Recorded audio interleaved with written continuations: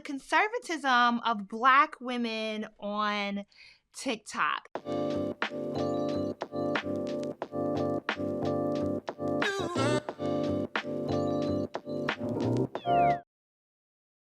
Now, what Dana largely does is she does relationship dating discourse content. She herself has very publicly stated that she has divested from dating. She's never dated a man who she saw as a husband. She has really high standards and boundaries, and she's okay with being single.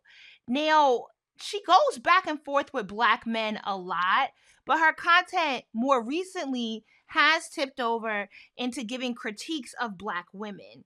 I think she really solidified for me the idea that you cannot build a brand around relationship and dating discourse without very quickly tipping into classism. Because the truth is, you can't really do relationship and dating discourse, especially when it's targeted at Black Americans, without tipping over into white supremacist conservative talking points. Because so much of our dating discourse is rooted in this idea of removing the blame from structural issues, from institutional structural problems, to a matter of individual choice. She has been at least a modicum of honesty about the fact that the current politics she holds, in that she's not community minded, she's not seeking community, she doesn't believe in sisterhood, but that she also doesn't think all men are bad, right? She knows some good Black men, but she has never dated anyone who she felt was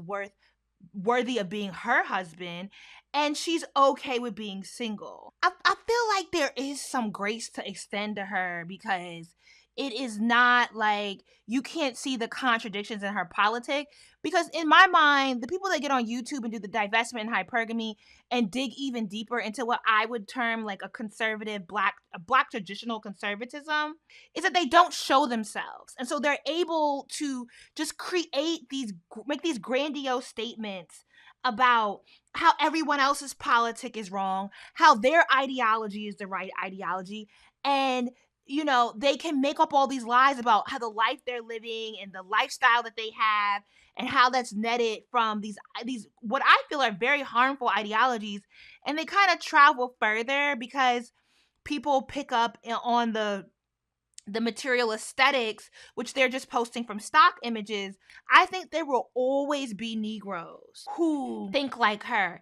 And in particular, what happens is, younger generations may be perceived as more revolutionary, having a more radical politic, but as you age, as you try to survive under capitalism, people naturally become more conservative once they have children, once they experience a loss of life, whether typically it's their parents or the elders in their family. People tend to lean in out of survival into this idea of, okay, well, I'm just going to try to survive in the now. So let's create politics that help me survive in the now. And that tends to be conservatism. The imagination stops at a certain point, especially because this society browbeats you down. Like, it is really hard to be a millennial dealing with late stage capitalism and realizing how much different my life is going to go from my parents because of the political changes. And so I understand the tread of where people go from having a more liberal leftist politic to suddenly leaning into a conservatism. And for Black women in particular, there is respectability politics that are very, very rooted in a Black middle class politic. To say that respectability politics and misogyny are buzzwords when there is so much academic text exploring the meaning and the theories that undergird this language. Like, why is Dana so offended by the term when she initially said, thank you, if that's my politic, that's my politic? But why she herself didn't bother to go look it up or do any sort of reading about it? Respectability politics is a term coined by Evelyn Brooks Higginbotham. You literally only gotta read chapter 1. It's the Black Church, a Gendered Perspective, okay? Let's discuss. Page 15. The Baptist women's preoccupation with Respectability reflected a bourgeois vision that vacillated between an attack on the failure of America to live up to its liberal ideas of equality and justice, and an attack on the values and lifestyle of those Blacks who transgressed white middle-class propriety. Thus, the woman's pronouncements appeared to swing from radical to conservative. They revealed their conservatism when they attributed institutional racism to the negative public behavior of their people, as if rejection of gaudy colors in dress, snuff dipping, baseball games on Sunday, and other forms of improper decorum could eradicate the pervasive racial barriers that surrounded Black Americans. Right there for you, baby. Respectability politics is not a buzzword. It is a term coined by a Black woman historian, and it is so exact to the politic that she espouses. There will always be this sort of train of thought that Dana espouses, because it is really rooted in, I think respectability politics is a good term. It is rooted in a Black middle class politic.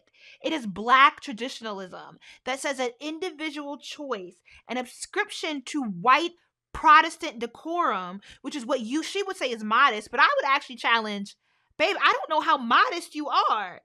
Because within the white Protestant decorum of modesty, the way I don't want to tone police. Trust you me, because I'm very confident in my matter of speech as well, right? So I get the confidence, but your manner of speech online actually is well outside of the realm of modesty and reservedness that supposedly your mother imbued you with. It's not adding up. And there was another comment because somebody compared Dana to Denisha, and Dana was like, I love Denisha's content. Yeah, you do, because you both peddle in this respectability politics that says you are a matter of your issues are all a matter of personal choice. I think with Denisha is that she talks in such a dry, monotone, robotic like way. Most people are not watching and listening to everything she says. They see a pretty girl who uses slightly complex syntax. It sounds like she knows what she's talking about, and they eat it up. And it's wild when people say, you are not critically engaging with what I said. I know when I'm wrong, but you are just misinterpreting me. Do you know what it means to hold contention? Do you know what critical dialogue is and critical engagement? Do you know what critical discourse actually is? It's easy to get up here and say that I know when I've said something wrong, and that's when you can challenge me. But then to not even really engage with the argument in the response you're supposedly making. I don't think there's anything new about the politic that Denisha or Dana express. There's a historical tread for this. I mean, we literally picked out a book published in 1994 about the Black community in 1880 in Atlanta. And literally the descriptors that Higginbotham uses are precise to both of these women. I think there's always going to be a vein of conservatism, particularly veiled conservatism. It's the same Black traditionalism that Kevin Samuels espoused. Hello, I would like to talk about Kevin Samuels, because the transformation of Dana Dane, who now has me blocked. And yes, I originally had her blocked after the whole Meg Thee Stallion thing, but I was being nosy about something, unblocked, and then the next video was Sexy Red. Should not have been nosy. Okay, but remembering why I initially followed and the back and forth she used to have with the daughters of Kevin Samuels, then that man died and she decided to become him. Like, it ain't even a red pill. It's a Kevin Samuels pill. Like, you are literally espousing the same set of beliefs that you were going toe-to-toe with this man about 2 years ago. And maybe this is where my own personal politic needs to do better. I need to do some work on, right? I think this app has absolutely taught me that centering the individual is never a productive means towards progress. Because oftentimes people are just enjoying going toe-to-toe with someone. They're not actually interrogating and holding in contention and having an epistemological process of knowledge validation and new theory and new understandings and new progress in society to move us forward. No, they just dogpiling and tussling with somebody because it makes them feel good about themselves.